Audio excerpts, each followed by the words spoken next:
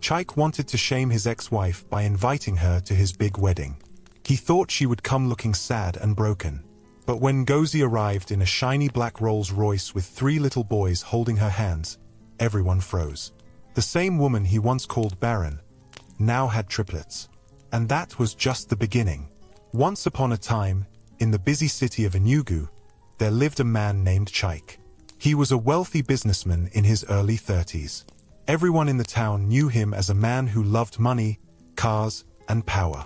Chaik wore expensive suits, drove the newest cars, and walked with his head high as if the ground was not good enough for his shoes. He was proud, loud, and always wanted people to respect him. But behind the big house, behind the gold watch on his wrist, there was a part of his life that made him angry every single day. His wife Ngozi had no children. Ngozi was a quiet and gentle woman. She was beautiful, with smooth brown skin and soft eyes that carried sadness most of the time. She had married Chaik out of love, not for his money, and for 7 years she stood by his side. But those 7 years became years of pain, because every month she waited, and every month the news was the same: no child. One evening, the storm that had been building in their marriage finally broke. The house was quiet, the air thick with tension. Ngozi sat at the edge of the bed, her hands clasped tightly together. Chaik entered the bedroom with a frown, his tie pulled loose, his voice heavy with irritation. 7 years, Ngozi. Chaik shouted, slamming his car keys on the dresser. 7 years of waiting and still no child. Do you want me to die without an heir? Ngozi lifted her eyes slowly, her voice trembling. Chaik, I have tried. We have tried. It is not in my hands. Maybe we should see another doctor. Maybe there is still hope. Hope? Chaik laughed bitterly. Is that what you have been telling yourself? I am tired of hope. My mother calls me every day to ask why you have not given me a son. My friends laugh behind my back. Do you know how it feels to be mocked as a man with no child? You have turned me into a fool. Ngozi's eyes filled with tears. Please, do not speak like that.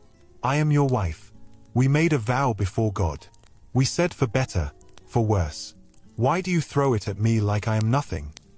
Chaik's voice grew louder. Because you are nothing to me now. What is a woman who cannot bear children? You eat my food, wear my clothes, ride in my car, yet you cannot give me one son to carry my name. Ngozi, you are a curse in my life. Ngozi's lips shook as she tried to speak. Do not call me a curse. I have prayed, I have cried. I go to bed every night begging God to give us a child. I am not happy, Chaik. Do you think it gives me joy to be like this? I am in pain too. Chaik turned his back, pacing the room like a lion in a cage. His anger burned hotter with every word. Enough of your tears. I am done waiting. I will not allow you to waste my life. Tomorrow I will speak to my lawyer. This marriage is finished. Ngozi gasped as if her chest had been struck. Divorce? You will divorce me? After everything? After I stood by you when you had nothing? After I left my family for you? Chaik, have you forgotten the love we once had? Chaik swung back to face her, his eyes cold and hard. Love cannot produce children. My mother was right. I should have left you long ago. I need a wife who can give me sons, not a woman who fills my house with silence. By tomorrow, Ngozi, I want you out of my house. Ngozi broke down, falling to her knees, clutching the edge of his trousers. Please, Chaik, do not do this. Give me more time. Give us more time. God can still answer us. Chaik pulled his leg away as if her touch disgusted him. God has nothing to do with this. You are the problem, and I am tired. You will leave. That is final. The argument echoed through the walls. The maids in the house whispered among themselves, but none dared to enter the room. Ngozi's sobs filled the air as she tried one last time. Chaik, look into my eyes. Look at the woman who cooked for you, who washed your clothes, who prayed for you when you were sick. I have given you everything I could. Do not throw me away like trash. But Chaik's heart was hardened. He picked up his phone and made a call in front of her. Yes, Barrister Okeke. Prepare the papers. I want a divorce immediately. Yes, she will leave tomorrow. Ngozi froze, staring at him in disbelief. You called your lawyer already? You planned this? Chike, how could you? Chike looked down at her, his tone sharp. Ngozi, you are a burden. I am freeing myself. If you love yourself, pack your things tonight. By morning, I do not want to see you here. Ngozi stood slowly, her body weak, her heart breaking into pieces. She walked to the wardrobe and began to fold her clothes into a small bag. Her hands shook so much that she could barely zip it. Every dress she folded carried memories. Birthdays, church services, quiet dinners. But now those memories felt like lies. As she packed, Chike stood watching, his arms crossed, his face stone cold. Not once did he move to stop her.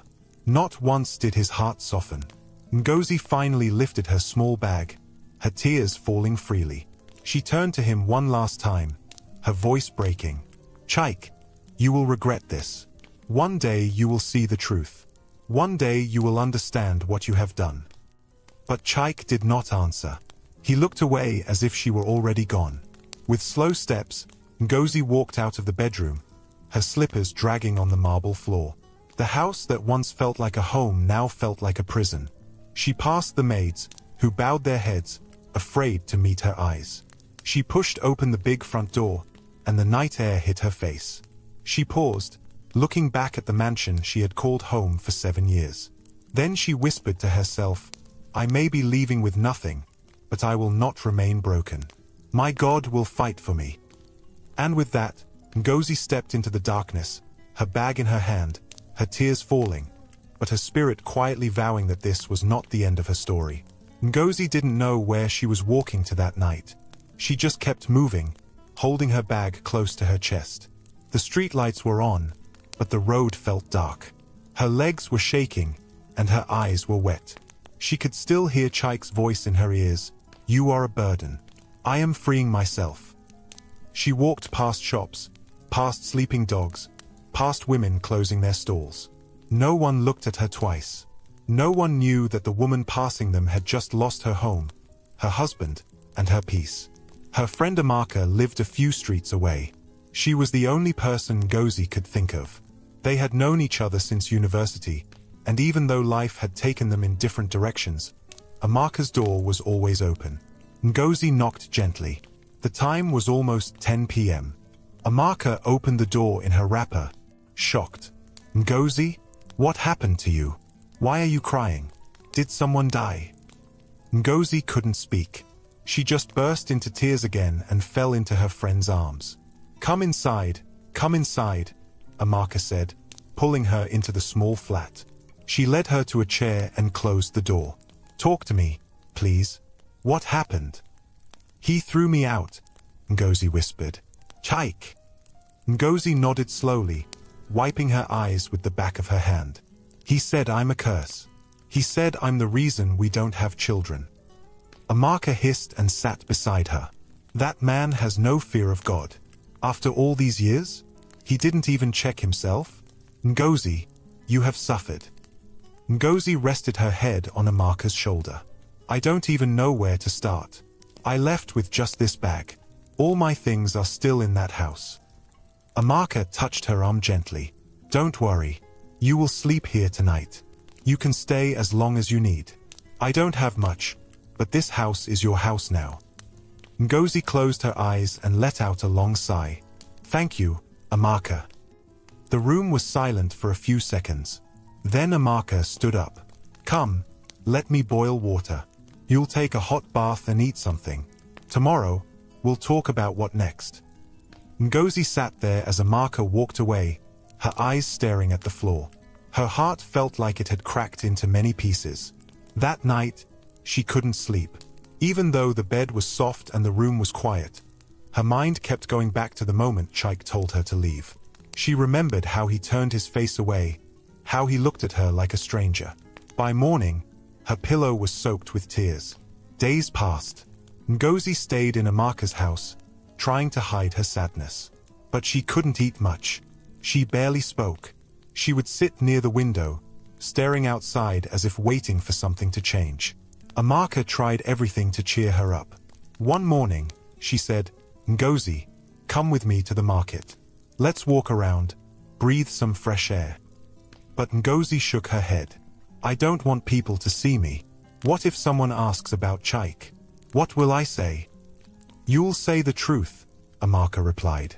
"That he's a fool who threw away a diamond because he wanted a stone." Ngozi gave a small smile, but it didn't last. Later that week, Amaka brought up something important. "Ngozi, have you ever gone for a proper medical checkup?" Ngozi looked at her, confused. "What kind of checkup?" "A fertility test.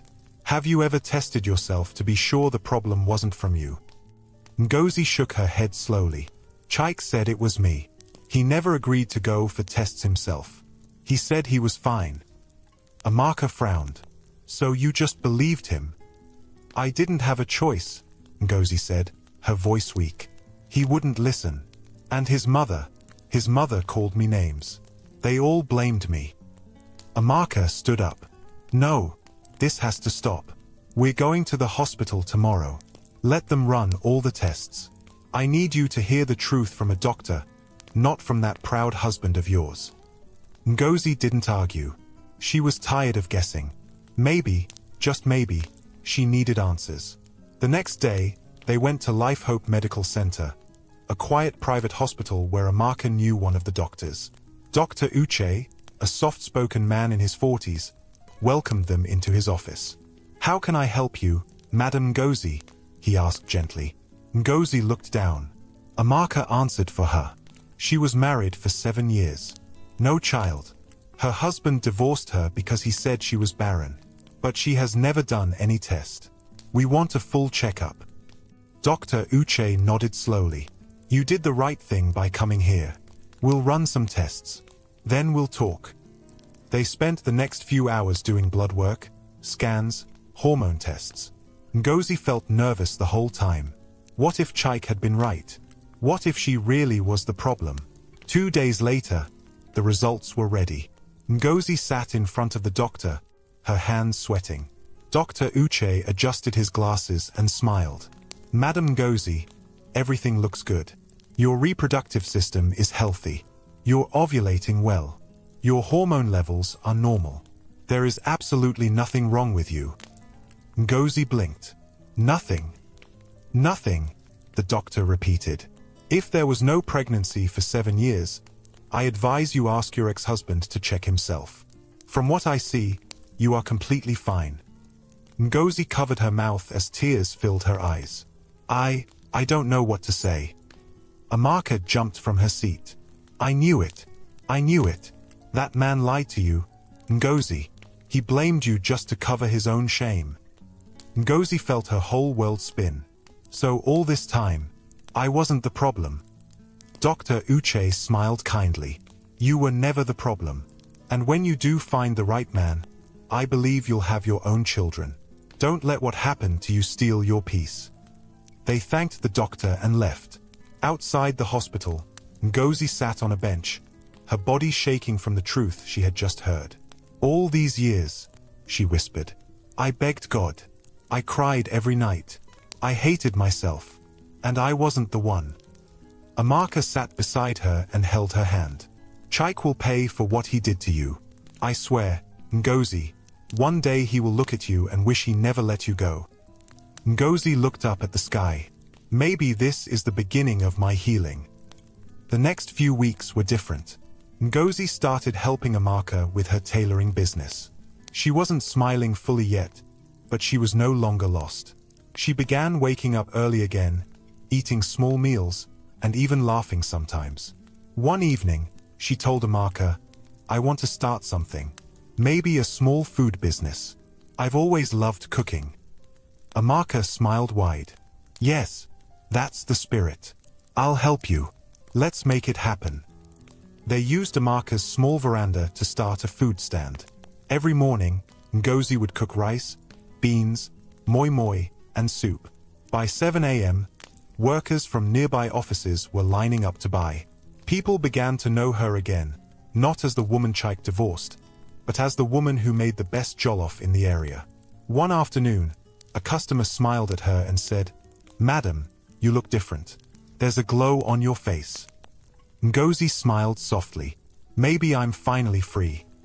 But even with the small happiness, there were nights when the pain returned. One night, as she was folding aprons, she turned to Amaka. "Do you think he ever loved me?" Amaka looked at her and said slowly, "I think he loved himself more. That's the only thing I'm sure of." Ngozi nodded. "I just wish I didn't waste so many years." "You didn't waste them," Amaka said. "You grew. You became stronger. And one day, God will give you more than you lost." Ngozi didn't reply, but deep inside, something was changing. A small fire had started. A quiet strength. One Sunday afternoon, Amaka came home from church with news. "Ngozi, guess what?" Ngozi looked up from her pot of soup. "What happened?" "I saw Chaik's cousin today. He told me Chaik is preparing to marry someone new. A flashy girl from Lagos." Ngozi's heart paused for a moment. "Oh," she said quietly. "He's even inviting some of your old friends to the wedding," Amaka added. "He wants people to come and see what a real wife looks like." Ngozi looked away. "He hasn't changed at all." Amaka came closer. "You know he might even send you an invite, just to mock you." Ngozi didn't say anything. She stirred her soup slowly. Then she whispered, "Let him do whatever he wants. I know who I am now." But that night, as she lay on her bed, her hand rested on her belly. She stared at the ceiling for a long time, remembering what the doctor said, "You're healthy." She placed her other hand over her chest. "God, if you ever saw my tears, please show the world that I was never the problem." And she closed her eyes, not with pain, but with a small smile of peace. Ngozi stood in front of her food stand one morning, wiping the edge of a table with a cloth. The street was already buzzing with life. Children were rushing to school, keek drivers were honking, and women were calling out prices from their stalls. She was wearing a simple gown with a scarf tied around her head. The smell of her jollof rice filled the air, and a small line was already forming. She smiled weakly at each customer, dishing rice and stew into takeaway plates. But inside her heart, there was a quiet war. One part of her was moving on, but another part still remembered the pain. Still remembered Chaik's voice. Still remembered how she was called barren, useless, and thrown out like trash. "Madam, 2 plates please." A man's voice broke her thoughts. She turned. The man standing there was tall, with kind eyes and a calm face. He wore a white shirt tucked into neat brown trousers, and he carried a small black laptop bag. He smiled gently, pointing to the rice pot. "Your jollof smells too good to pass," he said. Ngozi forced a small smile. "Thank you. Spicy or normal?" "Spicy," the man replied. "Very spicy. I like my food to fight back." That made Ngozi chuckle a little. She packed the 2 plates and handed them over. "How much?" he asked. 2,000, she replied. He handed her a clean note, took the food, and looked at her for a second. "You don't talk much," he said. Ngozi shrugged. "I just like to focus on the food." "That's fair," he smiled. "My name is Emeka, by the way. I work at the firm down the road. I'll be coming back often. Your rice has already won my heart." Ngozi gave a polite nod. "Thank you, sir." As he walked away, she didn't think much of it. Just another customer. But Emeka came back the next day, and the day after that, and the next. Sometimes he ordered 2 plates, sometimes just 1. But each time he came, he made a small joke, or shared a short story. He never stayed too long, never forced a long conversation. But Ngozi noticed he always made her smile. One afternoon, he stayed a little longer. The street was quieter, and no one else was waiting in line. "Madam Ngozi," he said, reading her name from the small sign on the stand. "Do you rest at all? You've been here since morning."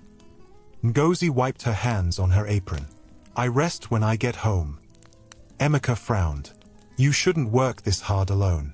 Do you have any help?" "No," she replied, "but I'm used to it." There was silence for a moment. Then he spoke again. "If I'm being too forward, Forgive me, but are you married?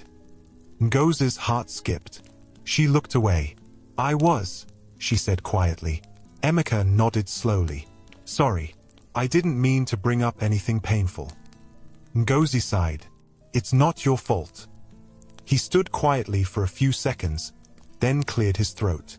Well, just know, you seem like someone with a good heart. Strong too. I admire that. Then he smiled, waved, and walked off. That night, Amaka noticed something. Who's the man that always comes to buy food? She asked, her eyes full of mischief. Ngozi shook her head. He's just a customer. Are you sure? Amaka smiled. Because the way he looks at you. Ngozi rolled her eyes. Don't start. But Amaka wasn't wrong. Over the next few weeks, Emeka didn't just come for rice. He brought gifts, plantain, onions, sometimes bottled water. He said it was to support the business. And slowly, Ngozi started to talk more. She told him about her food journey, about how she learned to cook from her mother, about how she used to dream of opening a restaurant. One afternoon, Emeka sat on a plastic chair beside her stall. Ngozi, he said, forgive me again if I'm overstepping, but I see something special in you. Ngozi looked down, unsure of what to say. I was married too, Emeka said. Years ago. My wife died in a car crash. I haven't tried to love anyone since. Until recently. Ngozi's eyes widened. You remind me what peace looks like, he continued. Not the loud, flashy kind, but the quiet one that sits in your chest and makes you feel at home. I don't want to rush you. I just wanted you to know. Ngozi didn't reply for a long time. She looked at her hands, then at the pot of rice, then at him. I'm scared, she whispered. I know, Emeka said gently, but I'm not Chaik. I won't break your heart. It took months, but eventually, Ngozi said yes to coffee, then to dinner, then to long walks on Sunday evenings. And one day, as they sat under a tree near the park, she looked at him and asked, Why me? You could have chosen anyone. Emeka smiled. Because you are the most real person I've met. You carry pain, but you still smile. You were broken, but you didn't stay down. That's the kind of woman I want beside me. Ngozi's eyes filled with tears. She reached for his hand and held it tightly. Then I want to try too, she said. They got married 6 months later. A small, quiet ceremony. No big cake. No music. Just a few close friends and family. Amaka was the loudest one there, dancing like she had just won the lottery. I told you, she shouted. I told you good things will still come. Their new life was peaceful. Emeka was soft with her. He made her laugh. He listened to her stories. He helped her expand her food business into a proper shop. Every morning before work, he kissed her forehead and said, I love you, my queen. For the first time in years, Ngozi felt safe. And then, the unexpected happened. One morning, she woke up feeling strange. Her body was weak. She couldn't stand for too long. The smell of stew made her sick. She brushed it off. Maybe it was malaria. But when it continued for 2 weeks, Emeka said, Let's go to the hospital. At the clinic, they ran tests. She waited on the bench, biting her nails. The nurse returned with a wide smile. Congratulations, madam, she said. You're pregnant. Ngozi froze. Pregnant? Yes, the nurse nodded. 3 weeks. Ngozi covered her mouth, tears pouring from her eyes. Emeka jumped to his feet. Pregnant? Are you serious? The nurse laughed. Very serious. He turned to Ngozi, pulled her up and hugged her tightly.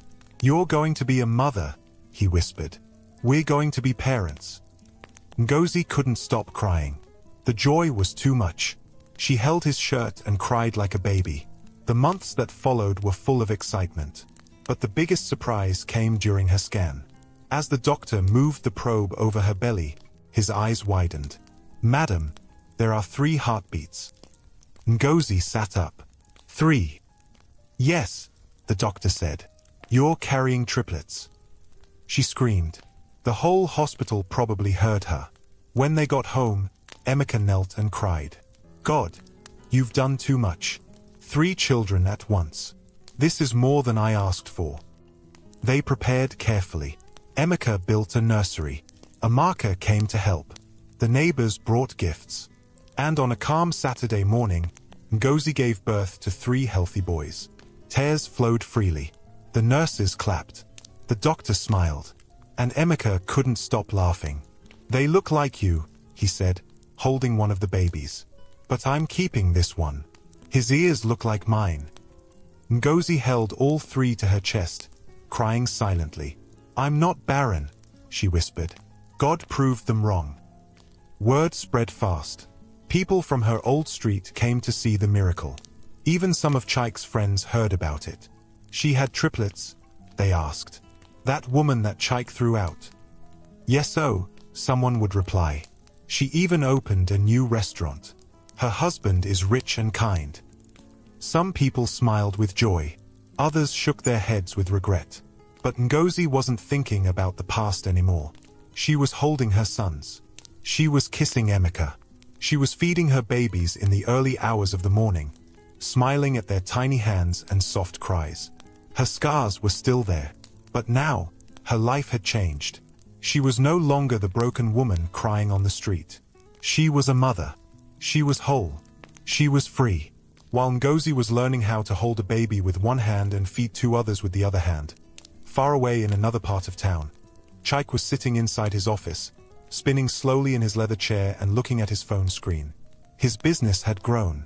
The company cars were newer, his clothes were more expensive, and his bank account was bigger. But there was one thing that still troubled his heart.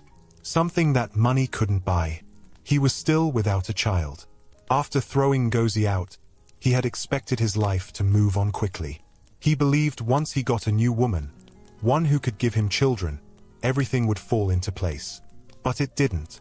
He had dated 3 different women in the last 3 years. None of them got pregnant. One even left him after a year, saying she couldn't live in a house where the man's mother treated her like a baby factory. His mother, Mama Chike, was now older but still sharp with her tongue. You're not serious, she always said. You're choosing fashion over family. When I picked Ngozi for you, I told you to be patient. You were the one who ran her off. Chike would always grow angry. Don't mention that woman to me again. But late at night, when everyone had gone home, and the house was quiet, his mind would wander. Where was she now? Did she remarry? Did she find joy? One morning, while scrolling through Instagram, he saw a picture that froze him. A baby's leg. Then another photo, tiny fingers holding a woman's thumb. He stared at the pictures, trying to be sure. The hand in the photo looked like Ngozi's. The skin, the way she held the baby. It couldn't be. No, it's just coincidence, he told himself. But he kept thinking about it. So he decided to block it out with something stronger. Another woman. That same week, his friend Kunnel called him. Guy, there's someone you need to meet, Kunnel said over the phone. Who? Chike asked lazily. Her name is Aurora. She just moved back from Lagos. Fashion designer. Rich family. Very fine. Very classy. And guess what? She wants a serious man. Not just all those Instagram boys. Chike laughed. You're selling her like she's a car. I'm serious, Kunnel said. She's different. You'll like her. Chike sighed. Fine. Set it up. They met at a fancy restaurant 2 nights later. Aurora was exactly as described. Tall, beautiful, with long curly hair and nails painted gold.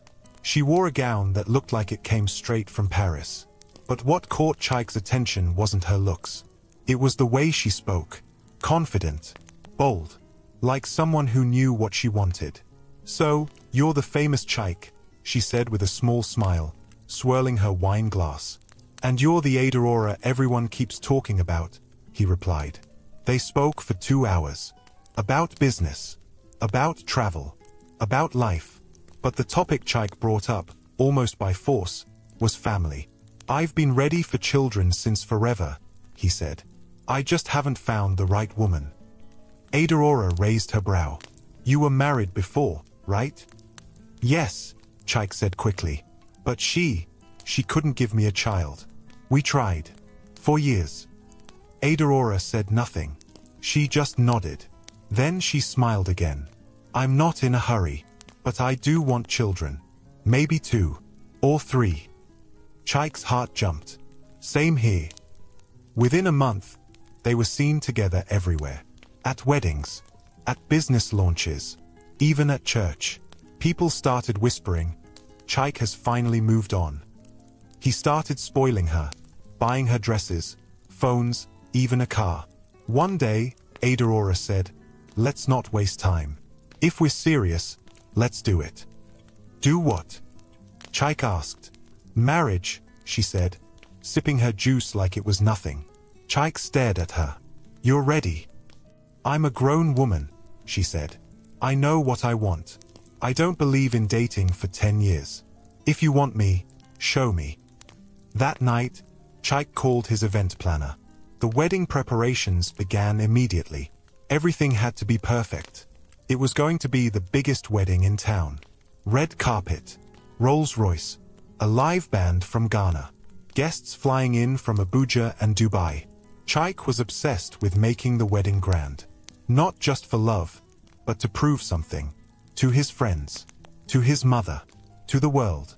He wanted everyone to see that he had moved on, that his life was better without Ngozi. And deep down, a small voice whispered, he wanted Ngozi to see it too. One afternoon, as he sat with the wedding planner going through the guest list, Chaik paused. Add one more name, he said. Who? The planner asked. He picked up a pen and wrote it himself. Ngozi Ease. The planner raised her brow. Your ex-wife. Chaik didn't explain. He just smiled coldly. Send her the invite. First class. I want her to be there. Front seat. Meanwhile, Aurora was planning her own side of things. She had ordered her wedding gown from a designer in Milan. The lace cost more than some people's cars. Her bridesmaids were already rehearsing their dance steps. Her bridal shower was to be held at a beach resort. To the world, she was glowing. But behind closed doors, Aurora was getting worried. She had been trying to get pregnant for months. Nothing. Every morning, she checked her calendar. Every evening, she stared at test kits. All negative. She hadn't told Chaik yet. She was afraid. And her mother's voice kept ringing in her head. Are you sure this man is not the one with the problem? 2 weeks before the wedding, Aurora finally brought it up.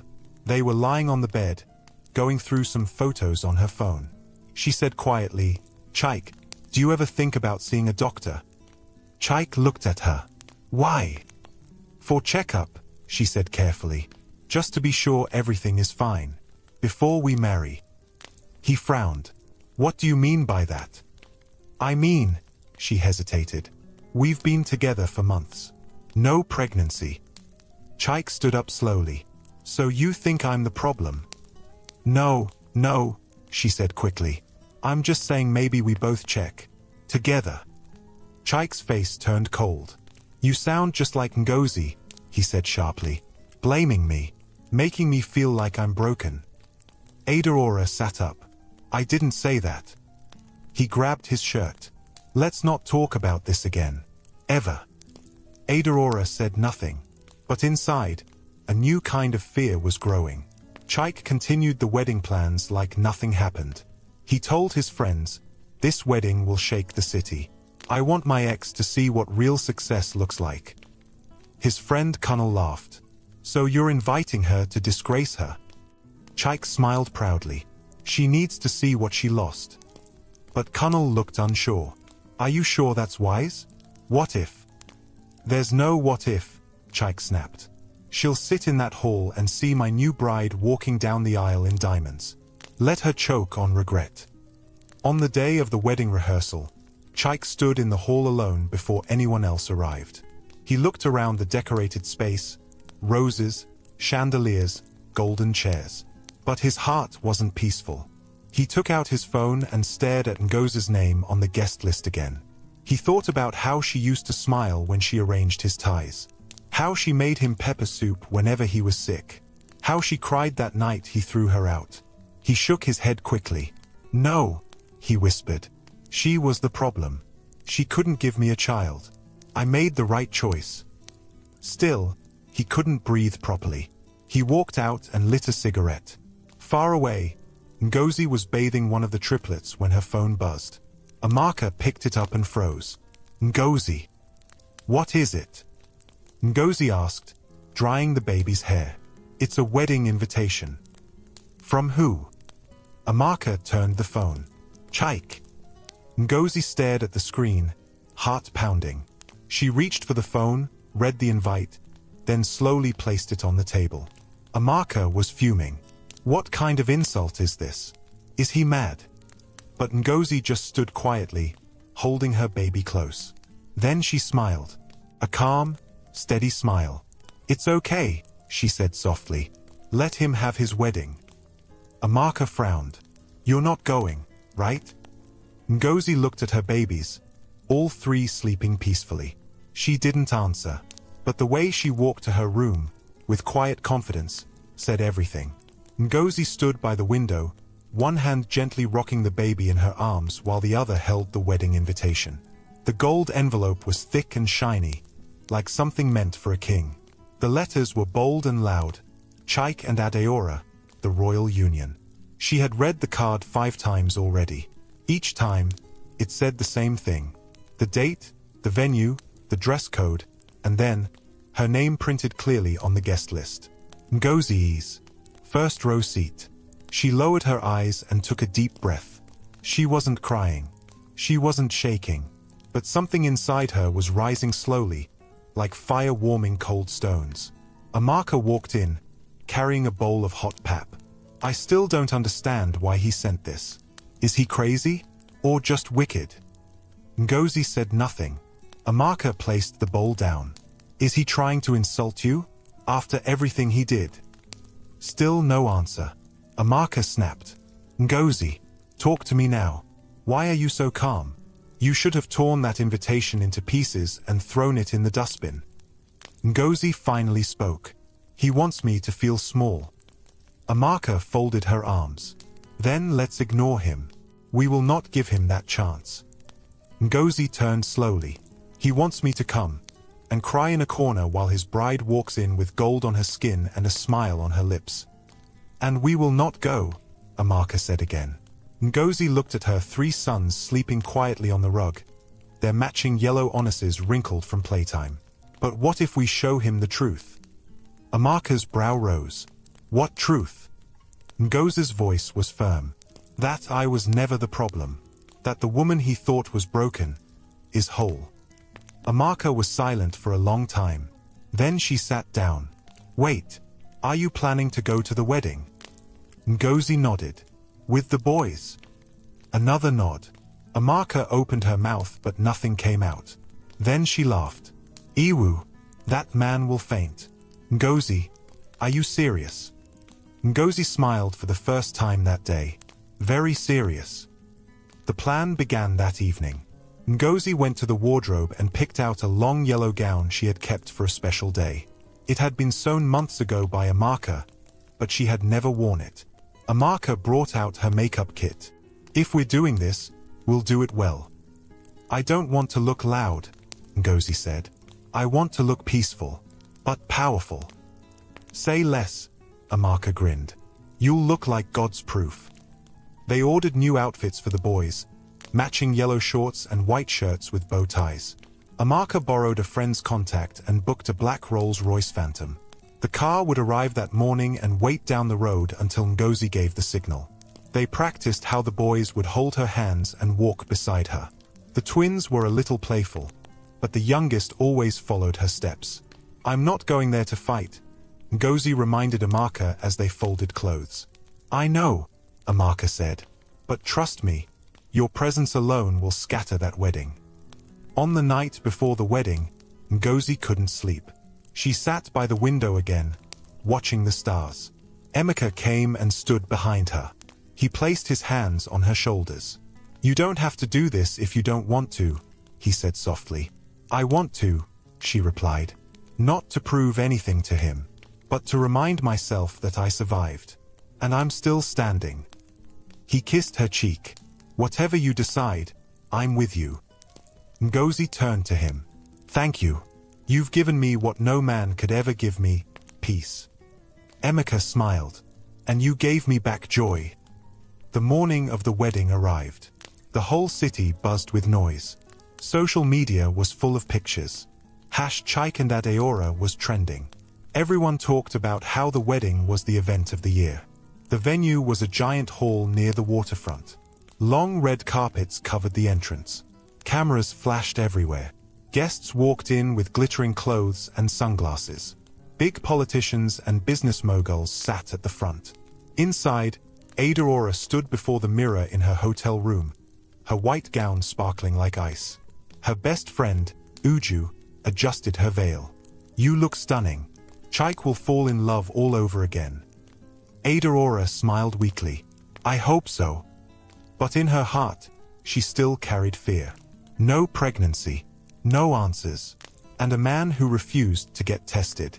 Chike stood at the altar, looking around the decorated hall. He wore a white agbada with gold embroidery, his shoes polished like glass. He kept checking his watch. Kunal came to stand beside him. Why are you restless? I'm waiting for someone, Chike said. Who? He didn't answer. Then suddenly, his eyes caught movement near the entrance. A black Rolls-Royce pulled up. The back door opened slowly. Out stepped Ngozi. She wore the yellow gown like a queen. Her face calm, her steps sure. And beside her walked 3 small boys, dressed like angels. The hall went silent. People gasped. Phones came out. Who is that? Wait, is that his ex-wife? She has triplets. The whispers spread like wildfire. Chike couldn't breathe. He grabbed Kunal's hand. Tell me I'm dreaming. Kunal blinked. Bro, she has children. Chike stepped down from the altar, walking forward like someone in a trance. Ngozi walked slowly, gracefully, holding her son's hands. Her eyes met his, but they didn't shake. She smiled. A soft, simple smile. The crowd parted as she walked to her seat, the front row. The seat Chike had reserved for her. She sat down quietly. Her boys climbed onto her lap and whispered, Mummy, we made it. She nodded and kissed their heads. Adeora entered the hall shortly after, her veil over her face. She noticed the silence. She noticed the faces. She noticed Chike standing stiff at the front, his eyes frozen. She reached the altar and whispered, What's going on? Chike couldn't speak. The pastor cleared his throat. Shall we begin? But Chike wasn't listening. His eyes were still on Ngozi, on the children, on the truth. Back in her seat, Amaka whispered, Do you want to leave now? Ngozi shook her head. No, we'll stay till the end. Her voice was calm. Her heart was calm. She wasn't here to destroy anything. She was here to be seen, to be heard. Without a word, the wedding hall had gone from loud to quiet in just a few minutes. All the music, all the camera flashes, and all the laughter had paused. The guests didn't know whether to sit still or turn around. Some held their phones mid-air, mouths slightly open, while others simply stared at the woman who just walked in like the wind had changed direction. Ngozi sat at the front, exactly where Chike had planned for her to sit. But not the way he had imagined. She wasn't weeping in shame. She wasn't looking bitter or defeated. She sat with calm pride, dressed in yellow, glowing like sunrise. On each side of her sat her sons, triplets, boys with smooth brown skin and wide, curious eyes. Their shirts were white, tucked neatly into yellow shorts. One of them had a toy car in his hand. The other 2 were whispering to each other and smiling. The crowd still couldn't believe it. That's Ngozi, a woman in green lace whispered behind her fan. She has children, the man beside her asked. They look like her. And they look like... Shish, someone else said. Let's see how it ends. At the front, the pastor coughed again. Shall we begin the ceremony? Chaik was standing beside Adaora, but he wasn't listening. His mind was far. Adaora leaned closer. Her voice was soft but sharp. "Who is that woman with those boys?" Chaik blinked. That's Ngozi." Adaora's brows furrowed. "Your ex-wife?" He nodded slowly. "Those children with her?" Chaik didn't answer. Adaora turned her face to him completely. "Chaik, are those her children?" The crowd was now completely focused on the couple at the altar. Even the photographers didn't know where to point their cameras anymore. Chaik shifted on his feet. His mouth opened, but no words came out. Adaora's eyes widened. "You told me she was barren." I thought she was," Chaik stammered. Adaora's voice rose slightly. "You thought? You told me she couldn't give you a child. You said that's why you left her." "I believed it," he said quietly. "That's what the doctors—" "What doctors?" she snapped. "You never showed me any results. You never agreed to go for tests yourself." Chaik rubbed his head, sweating under the lights. "Adaora, please, can we talk after this?" "No," she said firmly. "We will talk now, because the entire hall is watching." She turned to the crowd. "Is this your idea of a joke, Chaik? You invited your ex-wife here just to disgrace her, and now she walks in with triplets." There was a loud murmur from the guests. Chaik looked around nervously. "Lower your voice." But Adaora stepped away from him. Her face was filled with confusion and hurt. "You lied to me," she said, louder now. "You lied to me just like you lied to her." Kunal came up quickly. "Adaora, please, let's go outside for a minute." "No," she said. "I want answers. Right here." She looked straight at Ngozi. "Mama, please," she called out. "Forgive me for asking this, but are those boys your children?" Ngozi stood up slowly. She picked up the smallest boy and carried him in her arms. "Yes," she said clearly. "They are my sons." The hall went silent again. She looked at Chaik. Her eyes were calm, but strong. "You called me barren, Chaik. You threw me out and watched me cry on the floor. You said I was cursed. You made me believe I was less than a woman." People gasped quietly. "But I wasn't the problem," Ngozi continued. "You never agreed to be tested. You said it was always me. But God showed the truth. And he gave me not one child, but 3. Chaik couldn't speak. His tongue felt heavy. Adaora turned to him slowly. "So you lied. You ruined her. You dragged her name, and all this time, it was you." Chaik tried to defend himself. "I didn't know. I didn't mean." "You didn't care," Adaora cut in. "You just wanted someone to blame." She stepped away from the altar. "I can't marry you, Chaik," she said, her voice shaking. "Not today. Not ever." The crowd gasped.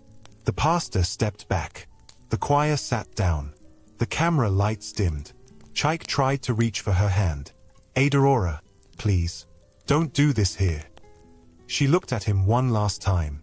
"You're not ready for love. You're still stuck in your pride. I deserve better." She dropped her bouquet on the stage and walked out of the hall, her bridesmaids rushing after her.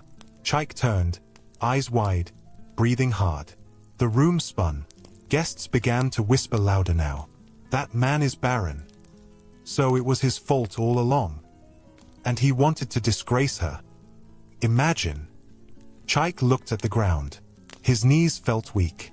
Ngozi turned and began walking out of the hall too. Her boys followed beside her. She didn't look back. She didn't shout. She didn't gloat. She walked like a queen leaving a courtroom, with dignity and truth wrapped around her like a royal robe. Amaka met her at the door. "Ngozi, you did it. You showed them the truth." Ngozi shook her head. "I didn't do it to prove anything. I just came to be seen."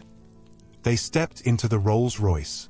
The driver closed the door gently and the car pulled away. Inside the car, Ngozi held her boys close. "Are you okay, Mummy?" one of them asked.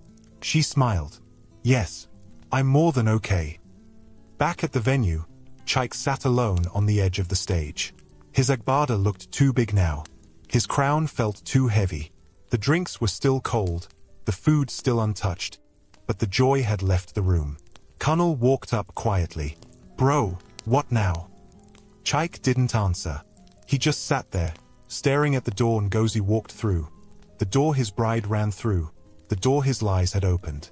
And for the first time in his life, he felt truly alone. Chaik sat alone on the edge of the wedding stage, staring at nothing. His white agbada, once shining and smooth, now had folds from where he had slouched. The golden embroidery looked dull. The hall, once filled with noise and laughter, had turned cold and empty. Even the waiters were packing trays in silence. He couldn't feel his fingers. His ears were ringing. His head was heavy. What had just happened? How did everything fall apart in one day? Kunal, his best man, came and sat beside him. He had removed his cap and looked more tired than confused. "Chaik," he said carefully. Chaik didn't answer. Kunal continued. "You didn't see that coming, did you?" Still no answer. Kunal sighed. "She came with triplets. Bro, triplets. And the whole world was there to see it." Chaik turned his head slowly. "I planned that wedding for months. I know. I invited her to sit there and watch me move on." Kunal didn't say anything. She came, not crying, not broken, but with 3 sons. Chaik rubbed his eyes hard. "How is that possible?" Kunal leaned forward, resting his elbows on his knees. "That's what everyone's asking now. You said she was barren. You divorced her because of that. And now, she has children. Not 1, 3. Chaik's chest tightened. "But she never got pregnant while we were together. Did you ever get tested?" Kunal asked quietly. Chaik didn't reply. "I'm serious," Kunal said. "Did you?" "I didn't need to. She was the one who needed to. She was the one without a child." Kunal turned sharply. "Says who? You? Your mother? Gossip? You just assumed." Chaik's voice cracked. "She never argued." "Because she loved you," Kunal said. "She was loyal. She believed in you. She didn't want to fight." Chaik swallowed hard. "She begged me not to leave. She cried and said we could still try. I called her cursed. I told her to get out." Kunal was silent for a moment. Then he said, "Now the truth is staring at you, and the whole world is watching." Outside, cameras were flashing. Social media was exploding. Videos from the wedding were already online. People were sharing pictures of Ngozi stepping out of the black Rolls-Royce. Clips of Ada Aurora dropping her bouquet and walking out were everywhere. #Ngozi returns. #Triplets at the wedding. #Chaik exposed. Some comments were mocking. Some were shocked. Others were angry. But one thing was clear. Chaik was trending for the wrong reason. Later that evening, back at Ngozi's house, Amaka sat on the couch with her phone, reading out loud. "Listen to this one," she said. "This woman is a true queen. She didn't shout. She didn't fight. She just showed up with God's answer." Ngozi smiled gently while feeding the boys. "I didn't do it for the world to clap. I just wanted him to see." Amaka looked up. "Well, now he has seen. And not just him, everybody." Ngozi lifted one of the babies onto her lap. "Do you think he feels anything?" "Oh, he feels it," Amaka said. "Pride doesn't protect anyone from disgrace." There was a knock on the door. Ngozi turned. Who could that be? Amaka stood up. "Let me check." She opened the door slowly, and her eyes widened. "Ow! Chaik!" Ngozi froze. She stood up slowly, placing the baby in the walker. Chaik walked in, looking nothing like the man from the wedding. His shirt was untucked. His eyes were red. His lips were dry. He held his cap in his hands like a schoolboy coming to beg his headmistress. "Ngozi," he said softly. She didn't speak. He looked around the room and saw the children playing. One of them looked up and smiled at him. "Hi, uncle." Chaik's heart twisted. "I didn't come to cause trouble," he said. "I just needed to see you." To say something. Ngozi folded her arms, her face calm. I ruined everything, Chike said, eyes lowering. I judged you wrongly. I insulted you. I let my pride blind me. Silence. He took one step closer. I believed I was right. I told the world you were barren. I didn't even test myself. I just assumed. Ngozi finally spoke, and that assumption destroyed our marriage. Chike nodded. I know. I see it now. I was foolish. I let ego control me. I didn't protect you. I shamed you. Her voice was steady. You didn't just shame me. You crushed me. You made me feel worthless. I'm sorry, he said, tears falling. From my heart, I'm sorry. I don't deserve forgiveness. But I had to come. He knelt down. Please, even if you don't forgive me, I want to say it. I was wrong. I hurt the only woman who ever truly loved me. Ngozi looked at him quietly. I saw the way you walked into that wedding, Chike continued. With peace. With strength. You didn't shout. You didn't throw words. You just let the truth speak. He looked at the boys. They are beautiful. You're a great mother. He bowed his head. I'm sorry. The room stayed silent for a few seconds. Ngozi stepped forward. Stand up, she said gently. He looked up slowly. You're not angry. She shook her head. I was angry for years. But now, I'm free. Chike stood up slowly. Thank you for listening. You should get tested, she added. Not for me, but for your future. He nodded quickly. I already did. This morning. Ngozi raised her brow. Chike looked ashamed. The doctor confirmed it. I'm the one with the issue. Low sperm count. Possibly from an untreated infection I had years ago. Ngozi blinked.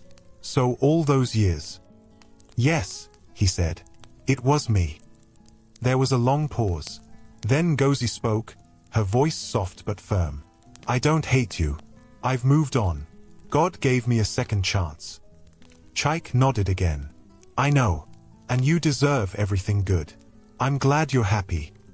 He turned to leave. Chike, she called. He turned back. I forgive you. His shoulders dropped with relief.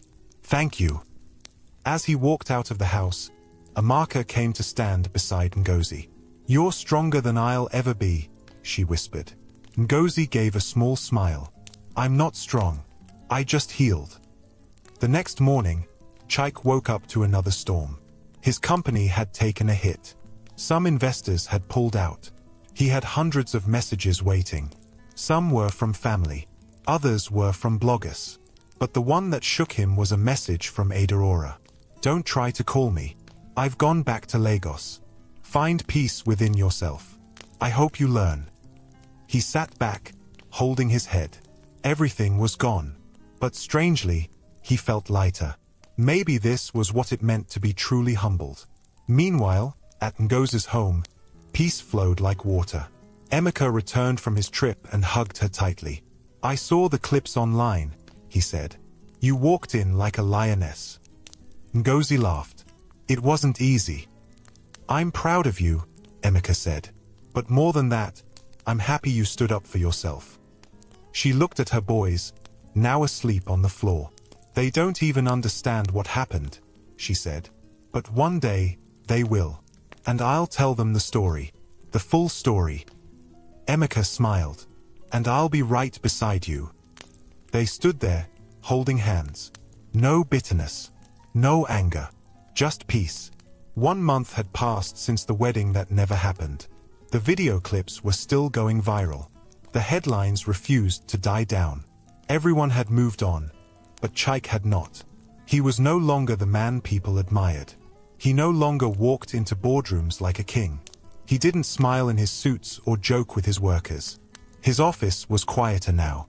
Some staff had resigned. Some partners pulled out. And the few people who still showed up treated him differently. They avoided his eyes. They whispered when he passed. But worst of all, he had lost himself. He couldn't sleep, couldn't eat well. He replayed everything in his head 1,000 times. Ngozi's entrance. The triplets. Aurora walking out. And now, the bitter truth. He was the one who had fertility issues all along. He had destroyed his own life with pride. He sat at his desk, staring at the test result from the fertility clinic. Low sperm count. Low motility. Patient advised to begin treatment immediately. The words felt like a hammer. So many years. So many lies. So many people he blamed. So many tears he caused. His phone buzzed. Another blog post. Former business tycoon faces downfall after ex-wife's dramatic wedding appearance. He sighed and dropped the phone. Just then, his mother walked into the office.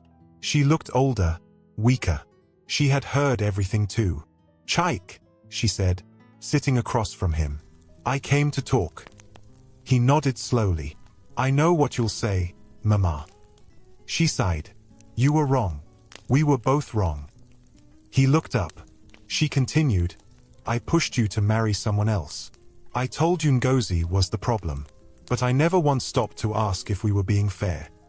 "Mama, you helped me chase her out," Chaik whispered.